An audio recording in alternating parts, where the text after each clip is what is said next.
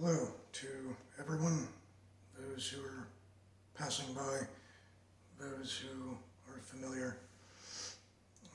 This is for anyone to listen to if one is inclined. To get a couple of things out of the way,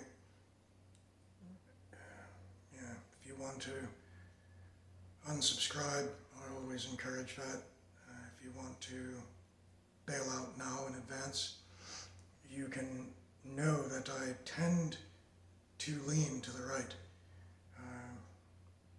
Is it that simple? I don't think so.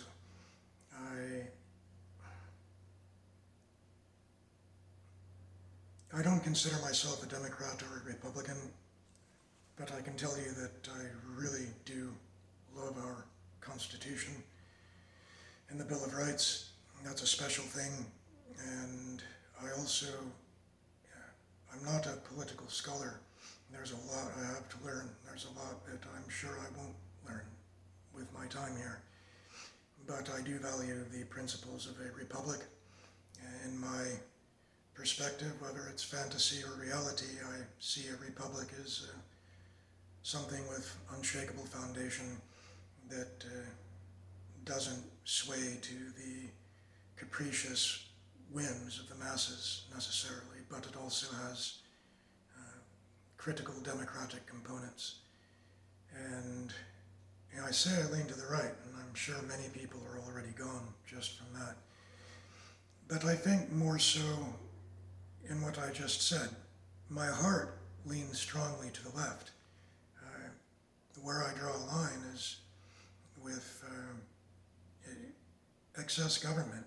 I don't want government controlling every aspect of our existence. Do I want people to have health care? Do I want people to be cared for? Do I want to help people? Do I think everyone should help people? Yeah, I do, but do I think a government should mandate it? No. But for those who haven't bailed out yet and are still listening, recently, I think his name is I don't know his first name, something Kilmeade. He's one of the Fox News guys, from what I can gather. And you can see how extreme right I am, because I don't follow a lot of this stuff. In fact, the name Charlie Kirk wasn't familiar to me until a few days ago. But that said, this Kilmeade guy recently made a statement, and I'll have to paraphrase him to some extent, but it is accurate. He said, why not just kill some of these mentally ill homeless? I think he was referring to involuntary lethal injection. And I think about that, and a lot of these crazy things that people say, they can be anywhere from amusing to really offensive. Now, coming from my perspective, I have been homeless. I do not consider myself to have mental illness. I have deficiencies. I'm not extremely intelligent. I struggle with certain things, but I don't consider that an illness. I do have physical illness, though, and that's caused a lot of problems throughout my life, but I've had a lot of new problems recently, and I actually strongly suspect at some point in the future, with the way things are going in the country, that I will be homeless again. But to Mr. Kilmeade, I'd say to you, look me in the eyes of this corpse, I guess you'd suggest. I've been homeless. I've dealt with that. I wasn't into drugs. It had nothing to do with that. The reality, objective reality, is whatever side you stand on. It's not that simple. And according to him, I might be a candidate for involuntary lethal injection. If that happens, I hope you have good discretion on what you inject me with. I recommend pentobarbital sodium, otherwise known as Nembutal. It's listed by the Exit International Foundation as being one of the highest quality means to go. So keep that in mind. If you catch me and you stab me with a needle, just make sure it's good stuff. At least have some mercy. There's a lot of stuff to discuss the title of this, which I haven't even thought of yet, will definitely contain the name Charlie Kirk, and that will be the primary focus of this. I apologize for the winded introduction, but I'm not getting directly at anything. I'm not trying to engage in the conspiracy hypotheses that are really, really extensive at this point. And I guess I will directly get to one of many things, and that is YouTube is a cloaca. It's a cesspit. There are many, many gems. There are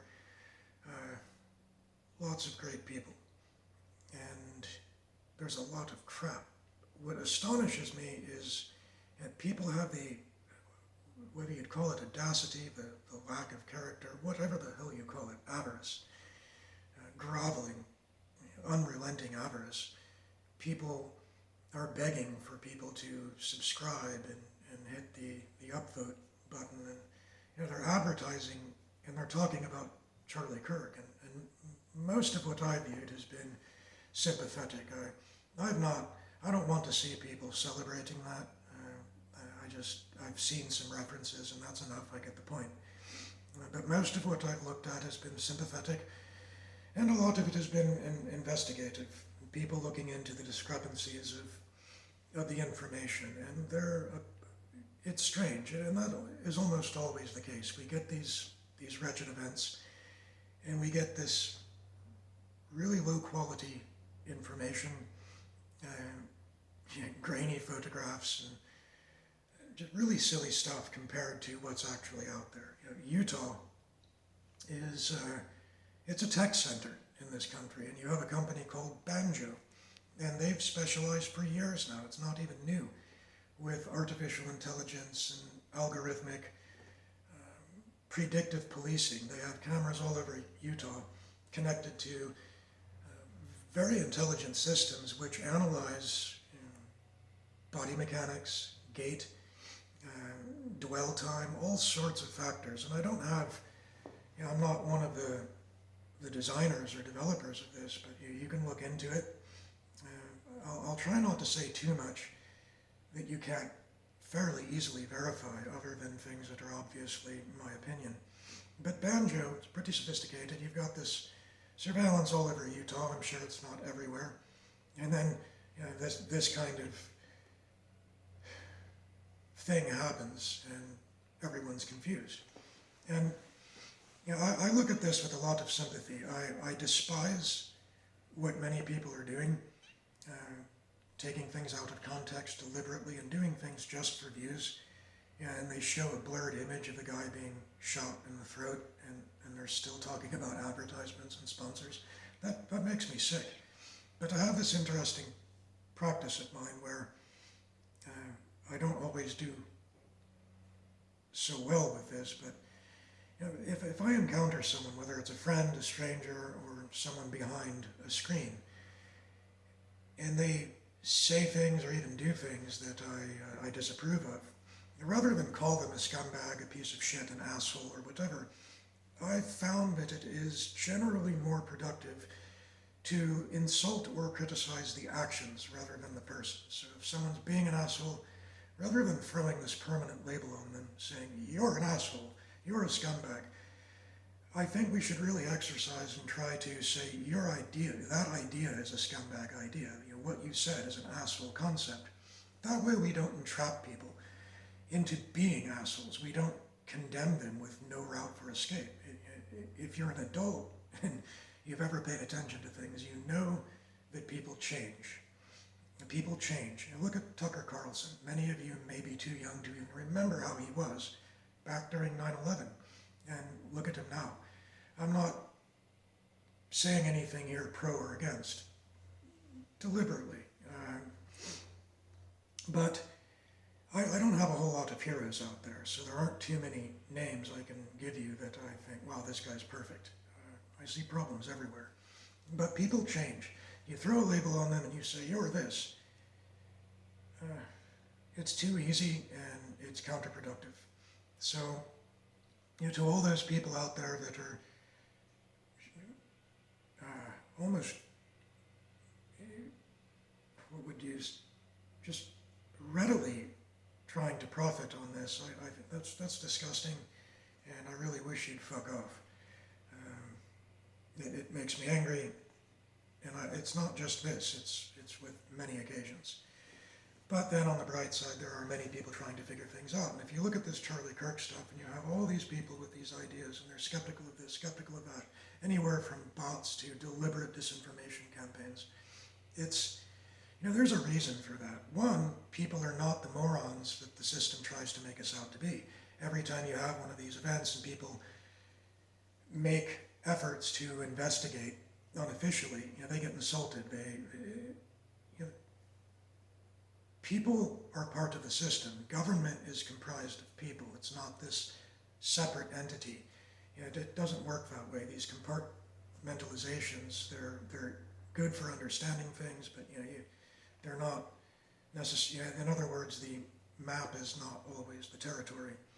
But there's a lot of cynicism, rightfully so. People are very skeptical now, and I'm glad to see that.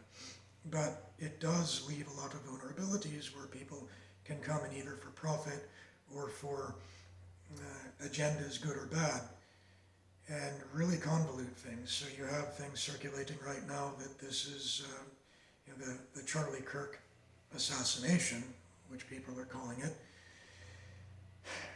is an Israeli operation, because about 1 month ago he had a long conversation with Megyn Kelly where the two of them discussed their long history of adamant support for Israel, but then when they question something that they feel morally compelled or intellectually compelled to question, that instantly they have attacks on them. They have, even from those they presumed were friends, they have this immediate hostility. And it's a long discussion. It's worth watching. But of course, if you look at some of the shit that's in these YouTube feeds, I think it's really putting a cart before a horse, and it's making a lot of assumptions. Is there validity to the fact that Charlie Kirk, in the latter month of his life, was questioning things previously unquestioned? Yeah, it's objective information. A lot of people have difficulty with objective information. Some things are just facts. Opinions aside, they happened. People said what they said. Interpretation is variable. But then he had a recent conversation, maybe within a week, with Ben Shapiro, and there was a little bit. It was very diplomatic. It was very. You could tell that Kirk was avoiding certain tensions, but he did put a little pressure on some concepts. But I don't see that as evidence that that Israelis are involved.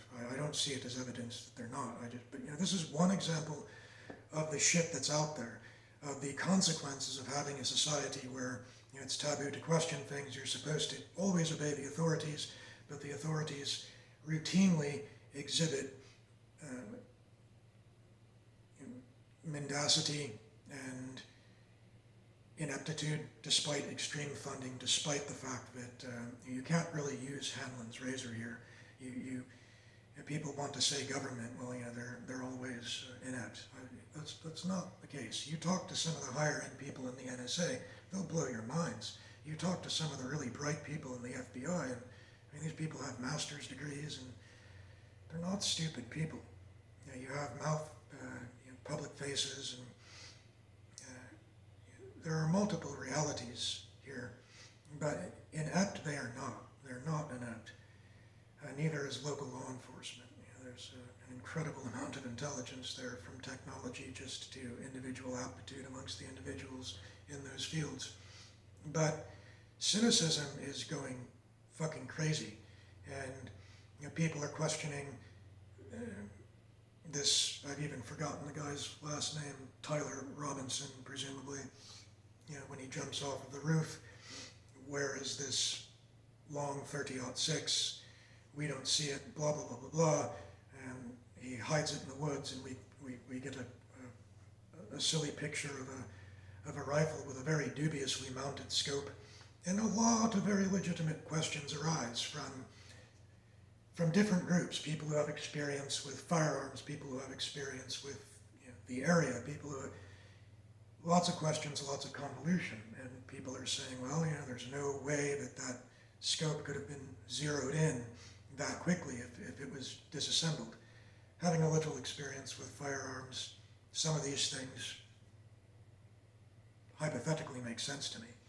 I don't have any conclusions here, but 3 days ago we really had very little idea of what was going on, but before any official reports came out, I was reading stuff about the trans terror cell stuff, and then now all of these Discord messages pop up with even presages and warnings saying, watch, you'll see it in the news, something big is going to happen, and then these alleged messages. And I say alleged because with digital stuff, that's all alleged to me, unless you're really behind the scenes in the authorities and you have that metadata and all the network logs. That's really questionable stuff. So at face value, I don't know what to say. But there are some really disturbing allegations of nasty Discord messages. But I want to really jump quickly on the subject of this. Now, the timing of that shot on Kirk was, it's disturbing, but I think millions of people saw that and immediately went, whoa, holy shit. But the question was about the number of transgender people involved in these shootings. And I want to address that very quickly and maybe even aggressively. I say I lean to the right. I'll tell you right now, and this is where I know many people will leave, and all right, but I'm not going to lie or hide at least certain fundamental things. I'm very pro-Second Amendment. I'm pro-Constitution, the First Amendment, the Fourth. I think one of the only things I can immediately think of that I object to is the Takings Clause. It's too broad. It allows for the abuse of power and taking of land with potentially no accountability. But generally, the Constitution is one of the only things I have in this world, and I love it. But to even try to promote the idea that gays or transgenders specifically should be banned from owning firearms, I think that's absurd.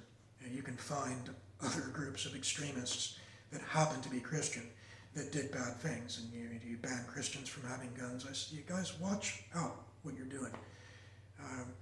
Don't abuse power, and don't abuse people, and just watch out. Things are really unstable. The Second Amendment is highly unstable. You might have 4 years of some stability, maybe, but you don't know what's going to happen. Don't pick on people, and don't do stupid shit. Trying to ban transgenders from aspects of the Constitution is ludicrous. And if you want to keep men from competing in women's sports, I have to say I'm very sympathetic to the problems there. But do I harass transgender? Absolutely not. I've had really good gay friends, and there's a distinct difference between gay and transgender. It's definitely a next step in a different direction. But it makes me a little uncomfortable, but I have no will or desire in any way to dictate what they do. If some dude wants to grow tits, go ahead. I'm not going to promote it. I think that there are many transgender people who don't want to push that shit on children, and there are some that do. And there are problems out there, but man, these heavy-handed, meat-fisted solutions, they're not solutions. So be careful with that. If you're listening, don't go in that direction. Is there a problem here? The information suggests, yes, there was potentially a very twisted transgender-based plot to kill a guy who allegedly opposed that. And I also want to say at first, when I heard this happened, my initial impressions of Charlie Kirk was, wow, this guy's antagonistic. He's a bit of a dick. None of that would make me think of violence, but I did have this impression. So I dug into it, and I found that many, and I'm not going to say all because I haven't gone that far, but many of these excerpts of what he's said were taken out of context. And you have that Amir guy, he's a gay black man, and he's very fond of Charlie Kirk. And I watched a little bit of his content, and he gives some good examples of things that Kirk said taken out of context. But personally, when I looked at Charlie Kirk's actual content, not excerpts, not edited versions, I developed a respect, and let me say that there are many people that I respect that I don't agree with. I don't think that respect mandates agreeability. And the whole concept that violence is going to solve this is ludicrous. Does violence solve some issues? Well, ask any veteran or active military person or anyone who's ever had to defend themselves in a bad situation, and you know what you're going to hear. But yeah, to me, it's a mathematical formula that always equates to zero. It's a Ouroboros. You might get instant results, but it just comes back to problems. It's just never the solution. And why so many people think it is, I don't know if you can even really rationalize that. Some of the people that do these things, these shootings, whether it's political or seemingly random or race-based, I don't know if you can really rationalize. There's a certain level where I don't think it's rational. But then we have that issue of this groveling attempt to profile. And with every single occasion of one of these shooters, you get, he was quiet. He was quiet. Oh, watch out for those quiet people. Someone not screeching and wailing all over the place is probably a terrorist. But it goes even further. For example, they say, well, he was increasingly political regarding this Tyler guy. And I think, well, that covers a lot of politicians and probably at least 1,000 people on YouTube. They're pretty political, and they're not politicians. So what does that mean? Then the shooter, he was quiet, and he loved breakfast. He was very fond of breakfast, and he was an avid bird watcher. And then you get these really gullible people that are going, Jesus, I know a bird watcher, I wonder what he's up to, or she's up to. There's just a lot of stupidity in this stuff. But then going back to, and I'm going all over the place here, but on subjects of trust in the authorities, you have a lot of issues that many people are unaware of, but some people are. And a lot of the people that are aware of many different examples where things are very questionable happen to be YouTube influencers or personalities or what have you. And because it's their genre, they stay up to date on things. The average person isn't going to have details on every disgusting macabre event that ever occurred. But people who are in that field tend to be more aware, and they tend to get more attention, so people become aware through them, more and more people. But if you look back at, say, the Omar Mateen, the Orlando shooting, that was weird. I don't think that guy was transgender, and he killed a lot of innocent people. Or maybe you're an extremist and you don't think that gay people hanging out at some raunchy club are innocent. To me, they're innocent. I hope you feel that if you call yourself a Christian, you better think they're innocent, regardless of what you don't agree with. At least innocent under the penalty of death. Look in the mirror, question yourself. But he did what he did. But when that happened, there was a radio blackout. People who were listening in to the radio, it blacked out for, I think it was a couple hours. Very, very strange. With that kid the rooftop kid with the Trump assassination attempt. I don't know, and I don't, it's real easy to say something based on hearsay and then just get eaten alive for it. And some people live for that. I'm not trying to do anything. I don't want your views. Don't thumbs up this. I'm sure it'll get more thumb down by default if it even gets viewed. That's not my point. I care about what people think. I care about what people do. And I see so much shit out there, and I think, well, maybe I can drop in some semi-objective rationality here, where I forthrightly admit that I tend to lean to the right, but in my heart, with voluntary stuff, I'm hard left. I just draw boundaries. Republic, Constitution, watch out for giving government too much power. But where the hell am I going with this? Trust, accountability, all these events. When you had that London bombing, some of you, assuming this will get more than 2 or 3 views, maybe weren't even alive during that London bombing in the early 2000 time. Well, the surveillance footage just happened to black out during a critical moment, and a lot of evidence was convoluted or lost. And I can tell you that there are many examples of, hey guys, you're supposed to be the authorities, what's happening? You've got all this surveillance, all this technology, and you're using it on us, and it's imposing in our lives. We've got cameras and surveillance everywhere, and then a problem happens, and they go, oops, well, we don't have the data anymore. We don't have this. We can't do this. Oops, sorry. We're trying, but it's weird. So people are going to question that.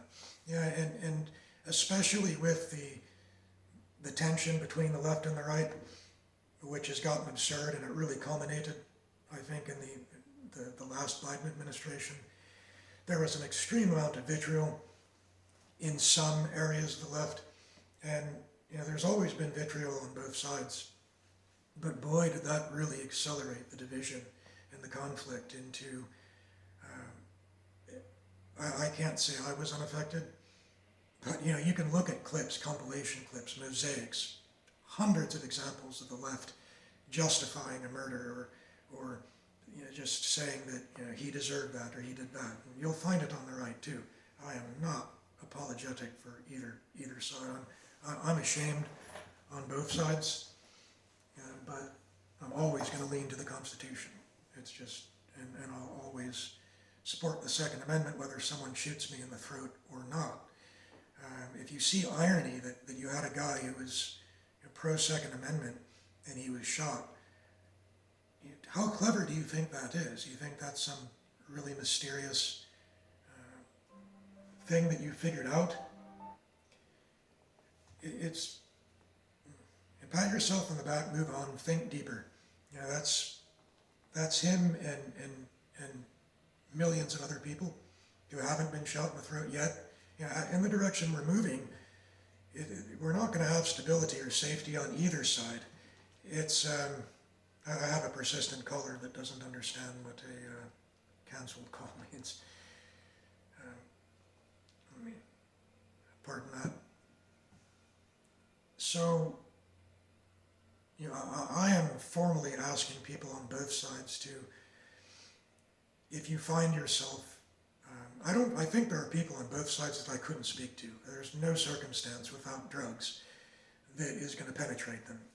But I think there are lots of rational people out there, and I'll tell you whatever side you stand on. It's weird, there's a certain level of cognitive dissonance. I say I'm pro Second Amendment, and a lot of people are going, how could you be with all these deaths and the shootings? And I ask the same question. There is a necessary amount of cognitive dissonance. I'm not going to budge, but I hear you, and I go, whoa, this is twisted. These are weird times. This is bad. But very directly, without any hesitation, I can tell you the direction I go. And all my life, I've been looking at society and seeing problems. When I was younger, I had no identity, left or right. I just looked at things and thought about things. And we have a lot of underlying problems that the left does not address them, and the right has too many restrictions when they do. It's a tone deafness on one side, and just a crazed frenzy on the other. And you have a society with violent video games. You have violent entertainment. I wrote an article recently about that event with Psycho Stu and the Raja guy, and I don't remember what I titled it. Something about senseless violence, and so you have a society where everywhere you look, there's a promotion of violence and meanness. You look at YouTube, and you see the comments when the Liver King threatened Joe Rogan. The guy has a family, first of all. What he did was stupid.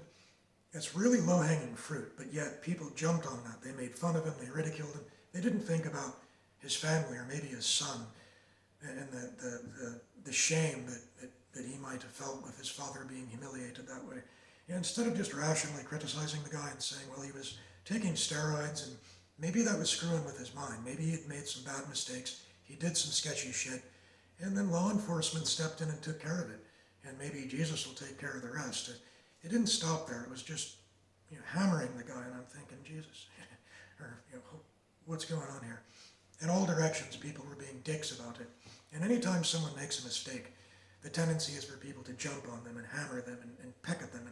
And I go out into society and I don't have conversations with everyone I meet, but I look at YouTube and a lot of these comment sections, and you'd think the society is comprised of piranhas, just bloodthirsty, uncompromising piranhas. The proportion of compassionate or even harshly rational criticism, level-headed, terse, hard, rational critique and compassion, I see almost none of that. And I think we have a closet national pastime or sport, which is just self-righteousness and abuse. And we have in our entertainment, from Hollywood to music, so much violence. And I have endless criticism for the right, for anyone who's stuck around. I'm impressed that you did, especially if if you admit you lean one direction that's opposing or another. There is an underlying problem, and it's trite to say, well, look at Switzerland. They have guns and they don't have all these mass shootings. I generally avoid saying that, but there's at least a measure of truth there. The society this is a much more complex society. It's not this homogeneous Swiss idyllic society. It's a melting pot, a lot of different ideas, and it's big, so it's a lot more complex. And how the hell do you uphold the Constitution, maintain the right of the citizenry to legally bear arms without having all these problems? And I think if you ban guns, it would reduce gun violence. I think that's just mathematically obvious. Would it eliminate it? Not for a very long time. There's no magical way to just grab every firearm. But then we'd have ourselves in a situation where we didn't have firearms, and you think the violence is going to go away? And are firearms the only form of violence? Would you rather be shot in the foot by a 22, or would you rather have your jugular vein sliced by the knife of some crazed subway maniac? One is more dramatic, and yeah, there are lots of rational points of debate. You have one that's easy. You have a big magazine, or as some people call them, clips. They're not clips, but yes, we know that. You have a large capacity magazine, and you have much easier access to increase the numbers of casualty or whatever. It's a sick way to think, but I think we have so many problems. It's overwhelming. But we have this emergent utilitarianism that I'm beginning to see, and a lot of the people who are effective utilitarians are really intelligent. They have maybe a medical degree or a PhD. I despise utilitarianism. I think it's awful. Does it have virtues? Yeah. Does Marxism have one or two virtues? I think so, yeah. I mean, it has some of the principles are just based on being pissed off about injustice. And these things should be recognized. Am I a Marxist? Fuck no. Do I promote it? No. Am I going to deny that there's some hidden positive attribute of it? No, I'm not going to deny that. But with guns, I lived in England for a short time. It's a violent place. I didn't see any guns, but I remember being in a pub, and there was a chess club upstairs in that, and I was a very serious chess player at the time, and I got there too early, so the upstairs wasn't even open. I casually asked a guy sitting at the counter, so would you care for a game of chess? And I had my professional vinyl roll board with a sack of chess pieces, Staunton chess pieces. And he said, well, chess? What the fuck you talking about? Chess in a fucking pub? And he said, he just insulted me and tried to pick a fight right there. And I was more astonished than anything. I just said, I walked outside of the pub, got a breath of fresh air, and thought, wow, that's really weird. But you can't make violence disappear. And utilitarianism says that if you kill 3 people, it's this many times worse than 1. And is it rational? Yeah. Is it mathematically sound? Oh yeah, it sure is. Numbers are numbers. Only statisticians can corrupt numbers. But they do, and they corrupt them severely.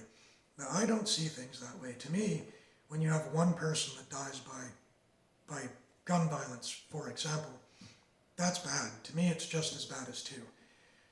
The fact that it happened indicates a problem. The casualties indicate mitigation issues. They don't address the cause. Those are separate issues, and they're formidable and serious, but they're separate issues. I look at things differently. I always have. And am I right? I'm not going to tell you that. Will I share my thoughts? Apparently so. But utilitarianism is weird. It's very, it's calculational. So there's a somewhat famous in the internet culture, a guy with a medical degree who, based on utilitarian calculations, donated one of his kidneys. That's a serious step to take based on a formula. I'm an artist. I may be a bit of a mystic too, and I cannot view things that way. And when I say that way, I've done a very poor job of explaining all the aspects of utilitarianism, and I don't think I'm capable. But I don't care for it, and I think it leads to a really dark path where reality becomes an algorithm rather than something organic, and I don't want that. It would be very easy to hand over the management of almost all of our affairs based on utilitarianism to AI. Could it improve things? I'm sure it would improve things. Are there going to be some positive attributes to this new Neon place? If you haven't heard of Neon, highly advise you look into it. It's not getting much attention, but it's this very strange utopia being built in, I've actually, I don't know if it's Saudi Arabia or that, my mind has just gone to crap.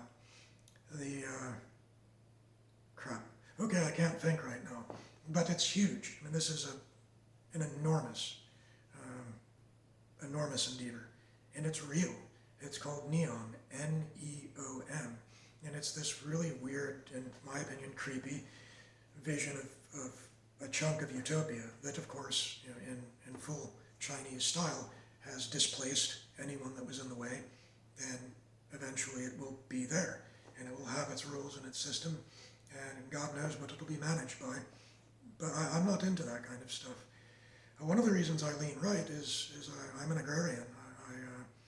I understand that urbanism and cities are necessary, but I think the balance right now has been severely thrown off.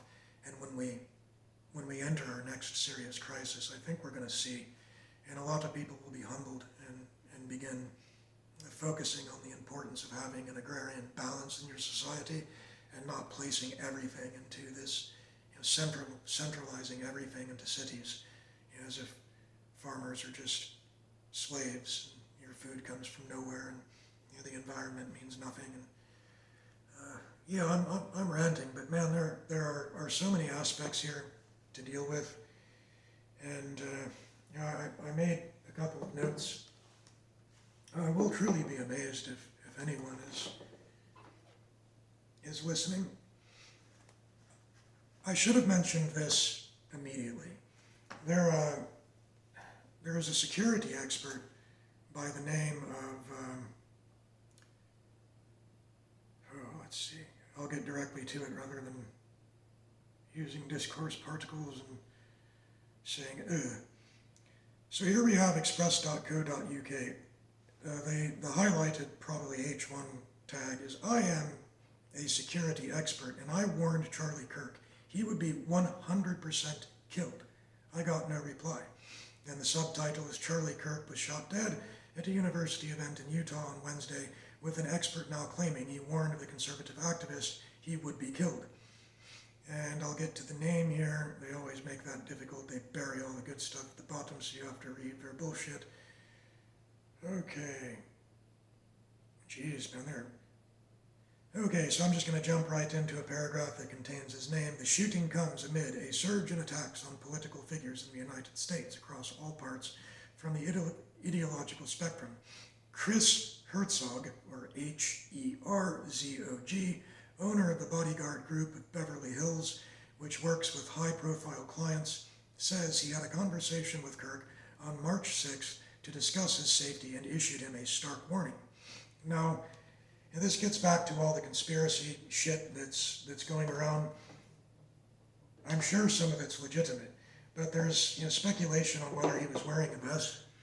And if you were hardcore enough to look at some of the videos that are available of that footage, which I don't recommend unless you were hell-bent on plowing through the lies and the confusion, don't do that. But there's a moment at the impact where Charlie's chest, it's this kind of square imprint which just thrusts outward, and you see his whole chest move outward, and that led to some speculation that he was wearing body armor. The fact that we don't have anyone addressing this, the authorities have this mindset that all these alternative researchers, some who are pretty good, they do a good job in analysis. Some are shitbags. All they want is money. And I just violated my law, or my rule. I called them shitbags. I shouldn't do that, and you shouldn't either. It's easy. It's too easy. It's insidious, and it makes problems. Some of these people doing shitbag things. That's how I'll phrase it. But they don't even bother to address that. Was he wearing armor or not? They don't give us any details. Some will say, well, that's because it's under investigation. But they do give us some details. It's how it always is. Some things here is if there's almost a deliberate effort to maintain confusion. And one could say tactically that's legitimate. They need a smokescreen to operate and get the villains. And if that was so, in that circumstance, I would fully support it. But I don't think it is. But regardless, people are researching. I don't have any opinion on that. I viewed some of that footage, and I don't know what the hell to say. I don't recommend looking at it.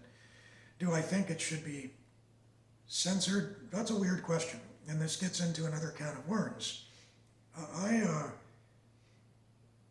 value encryption and the right to privacy. I understand the problems. Does encryption allow criminal operations to occur?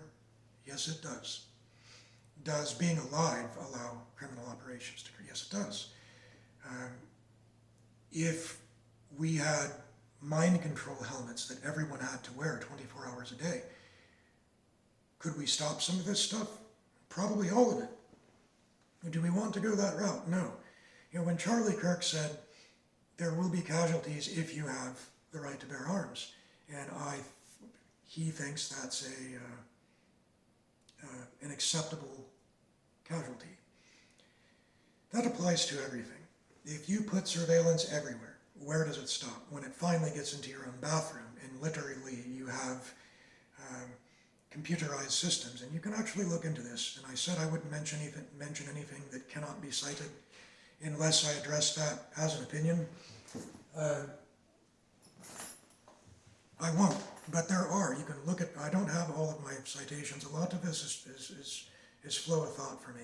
But you can look into operations to spray nano RFID particles on food that cannot be practically washed off, and the sewage systems will monitor that.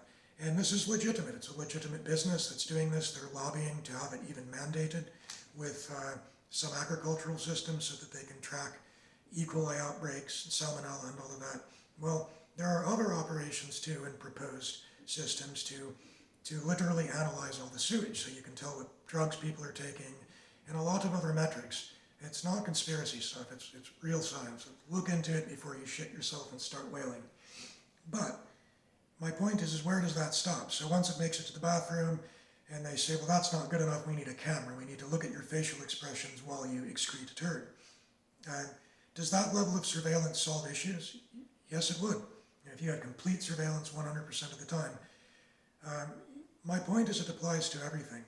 If you look at cars, there's nothing but an illusion stopping people from killing people. In most situations, just pay attention next time you go for a drive. Look at how many dividing lines actually have anything but a line. That line means nothing. It means something only to you and the other guy. If someone decides that line doesn't mean anything and there's not a physical median or a barrier there, you cross it and you have a head-on collision. It's psychology. So we have all these cars. If we mandated autonomous vehicles and you no longer had the right to steer your own vehicle, would it eliminate problems? It sure would. It would save more people than banning guns. I honestly don't know what the statistics are on this, but I'm going to tell you this is an opinion. I think that if you look at the traffic deaths in the United States, they far outpace gun deaths. And I'm with Kirk on the gang violence stuff.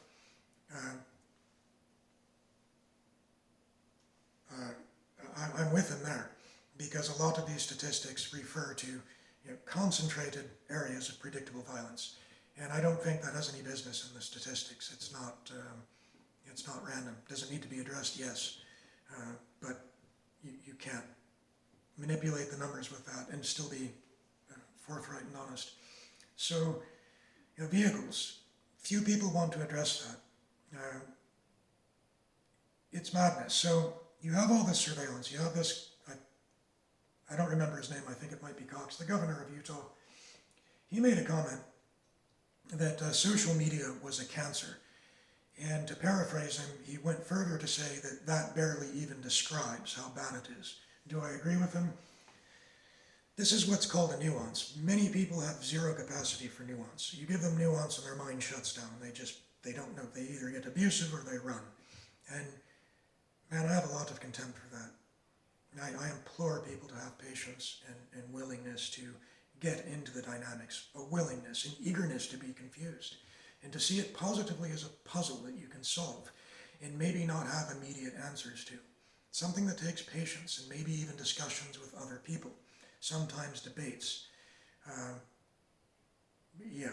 So I lost my point, but yes, what he says, do I agree with him?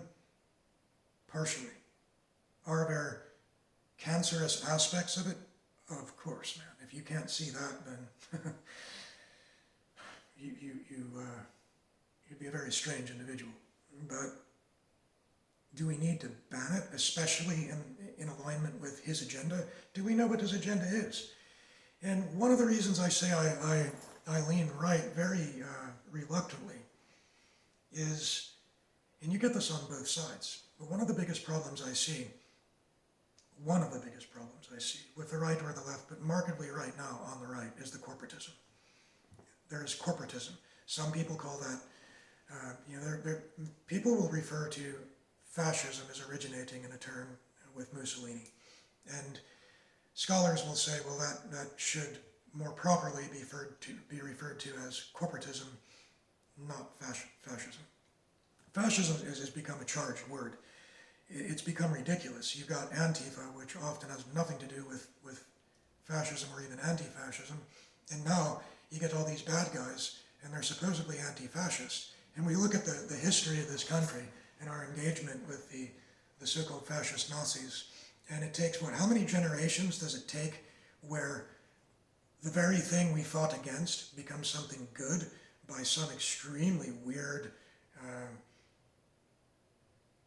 system of confusion and thought where I guess you boil the frog and you do this and that, and you have subliminal reinforcement in all these contexts of anyone being against fascism happens to be some deranged murderer, then people start to think that you shouldn't be against fascism. And if you shouldn't be against fascism because if you are, you're a murderer, then maybe fascism is good.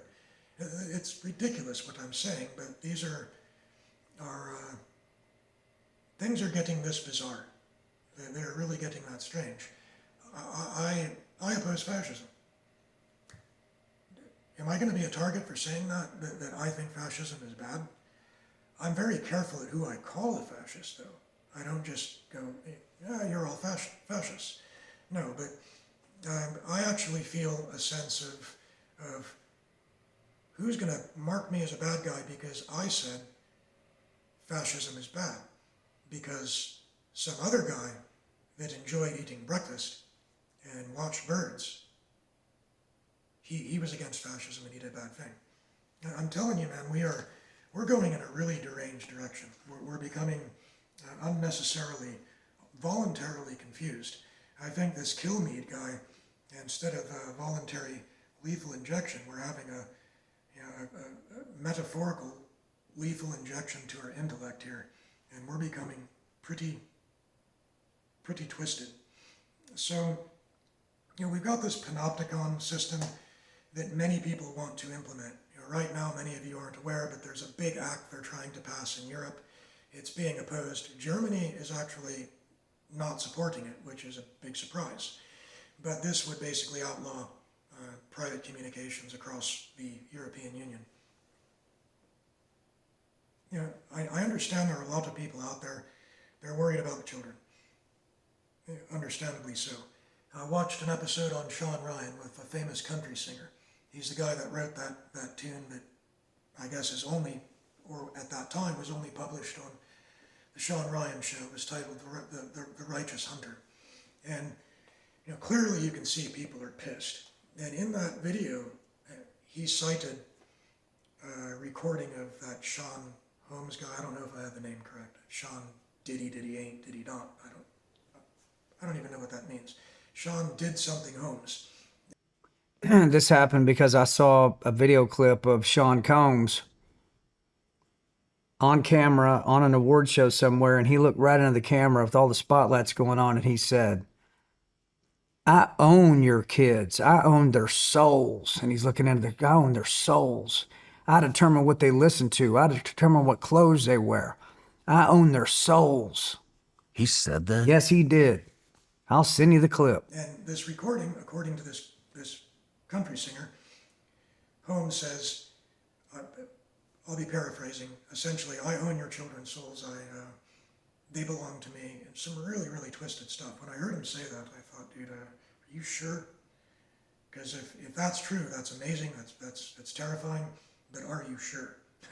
Because when you put that out, you really better be sure, because that's extreme. But let's just say that happened and it's legitimate.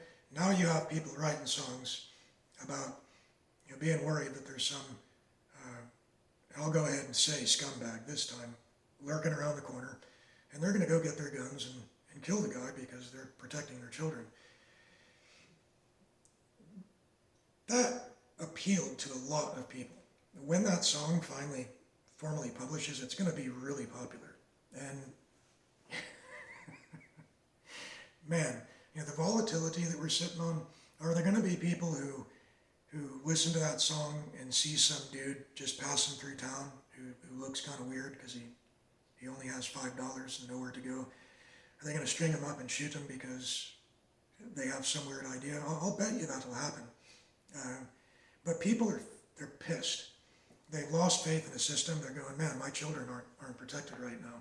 And there's a system that's promoting this. This is hot, heavy shit. If you're going to discard everything, or almost everything I say, realize this. We are sitting on a powder keg, man. People are pissed on both sides. You've got people who are pissed off for the wrong reasons, the right reasons, but holy shit, man. You call this the land of dreams and all that. there's a lot of volatility, and I'm telling you to stop aggravating the volatility. Stop doing that in whatever way you can. You know, I have a bone to pick with a lot of this new Christian revival, and you see a lot of these guys, and you go, wow, that's a solid dude. I'm glad to have him in the club. But there's a certain self-righteousness that concerns me. It's coming along with that, and I'm somewhat impressionable with the stuff I see. I'll deeply ponder many things, and I watched that video, and I've forgotten the guy's name already. Apologize, but you know, this guy on Sean Ryan, he's talking about at one point the mark of the beast. And, you know, he's getting into this prophetic stuff and how maybe the certain times are coming around the horizon. And if you've taken the mark of the beast, you're not written in the book of the Lamb, and you're not going to go to heaven. Everybody line up and get your chip. Well, this can't be the mark of the beast. We're all still here. Okay, I'll take my chip. And what does it say about people that take the mark of the beast? If you take anyone who takes the mark of the beast, their name is not written in the Lamb's book of life. That's the book. That's everybody that belongs to Jesus that's going to heaven is in the book, the Lamb's book of life. If you take that, you are not written in the Lamb's book of life. I'd say that's a pretty final move. So can you imagine if you didn't recognize that for what it was because you didn't have the discernment in you? And where does discernment come from? Does it come from you? Where does it come from? The Holy Spirit, right? And I wanted to just appear there and say to the guy, just hold your horses here. Maybe what you're saying is legitimate, maybe it ain't. But watch out, man. Look at the implications of what you're saying. You know, if someone's demented grandmother who went to church every Sunday for 80 years gets abducted by some new weird division of the government, she gets a microchip put in her, you know, and that's what you're interpreting as the mark of the beast, because that was implied by this guy. And she can't even help it, but she's got the mark of the beast in her. Does that mean Granny ain't going to heaven?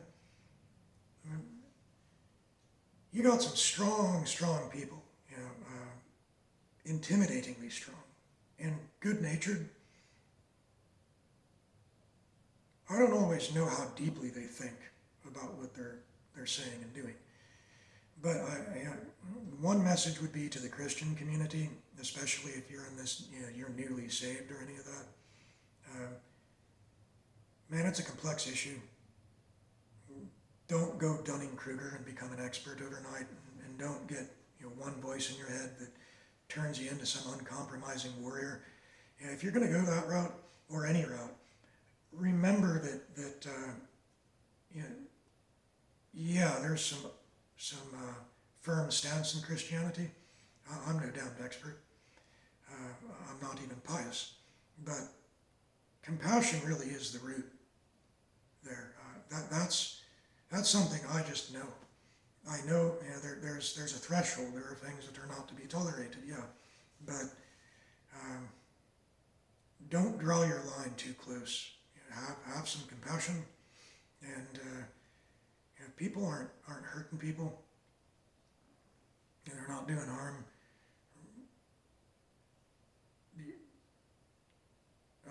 I really recommend just staying back. You know, what the hell am I saying? Is this even making sense?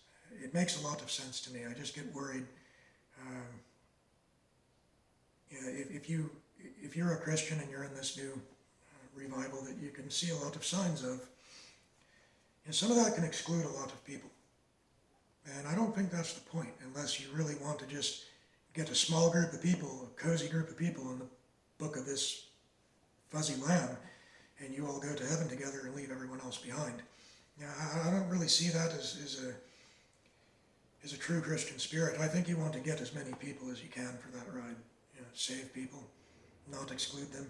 And if you're going to exclude them because they stepped accidentally on a microchip and, you know, got the mark of the beast, I think that's going too far. So whatever the hell it is, that's just one example. Lighten up a bit, and you know,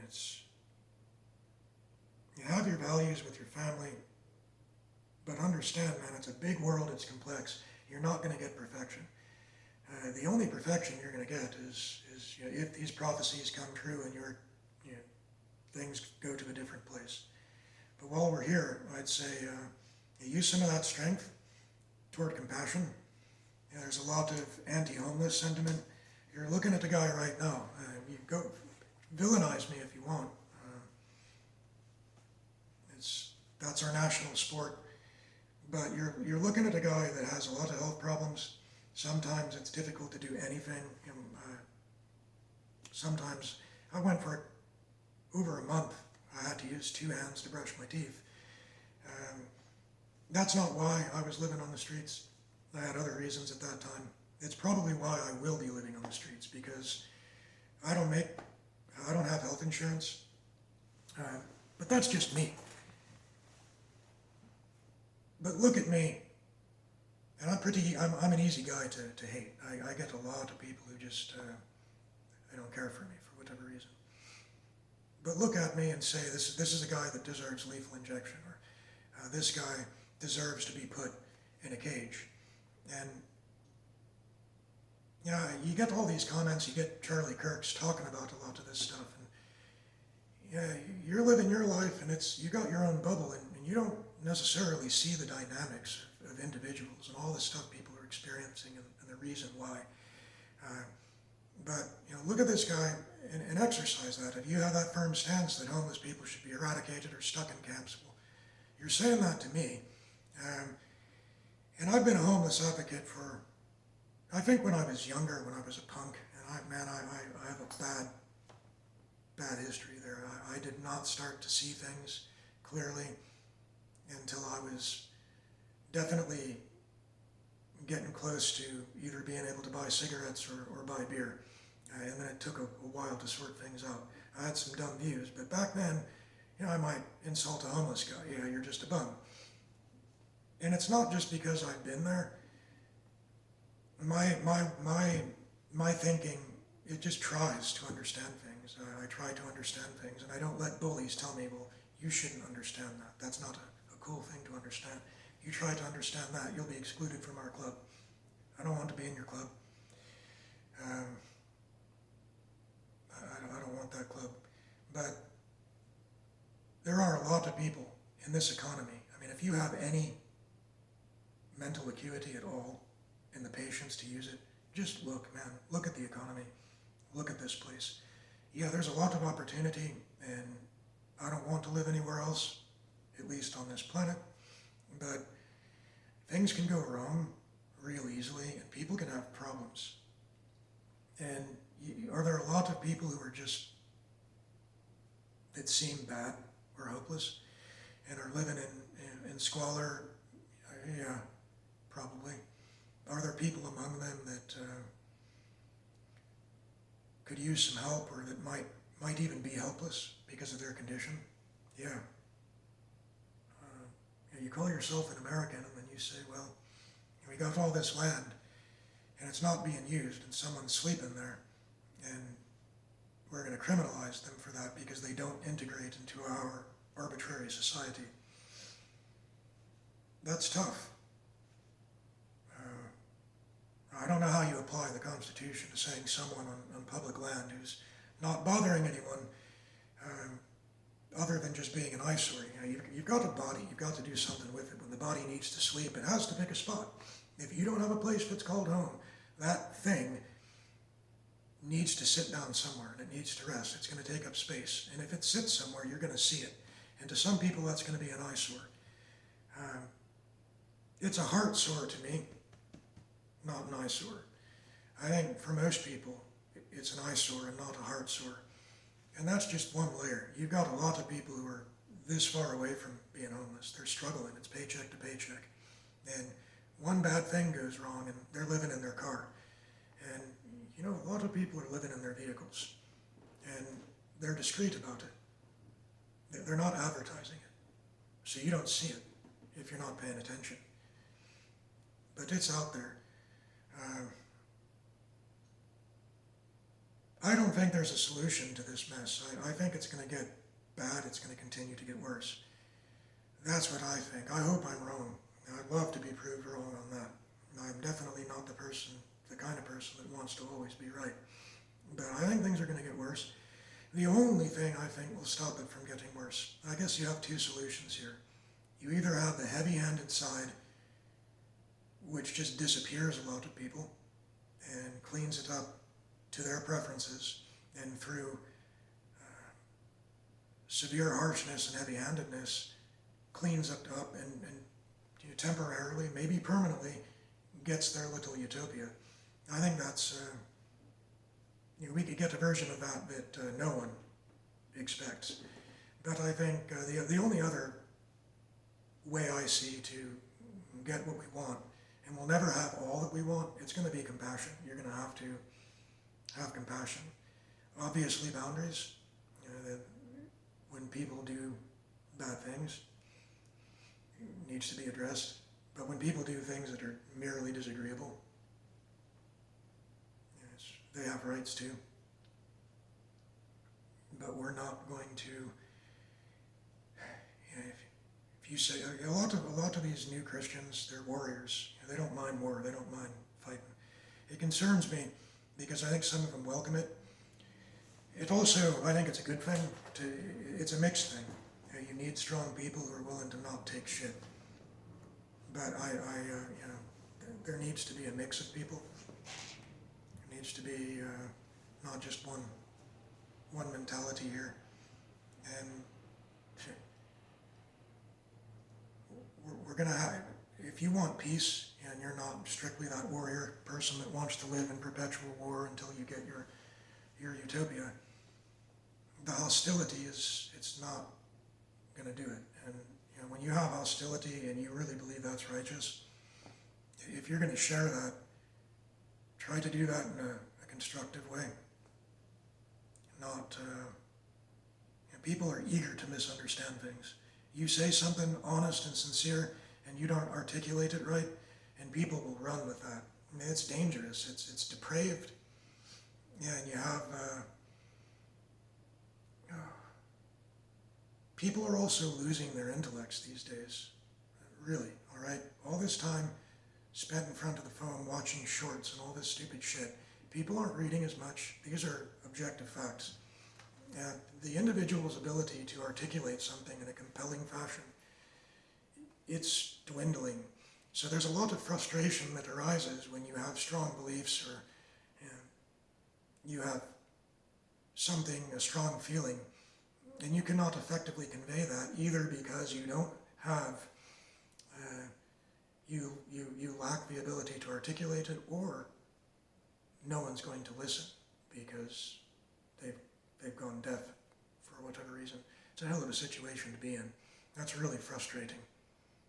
But some things are communicated between the lines and in between the words. There's intent, and that culminates to different things. And I think we need to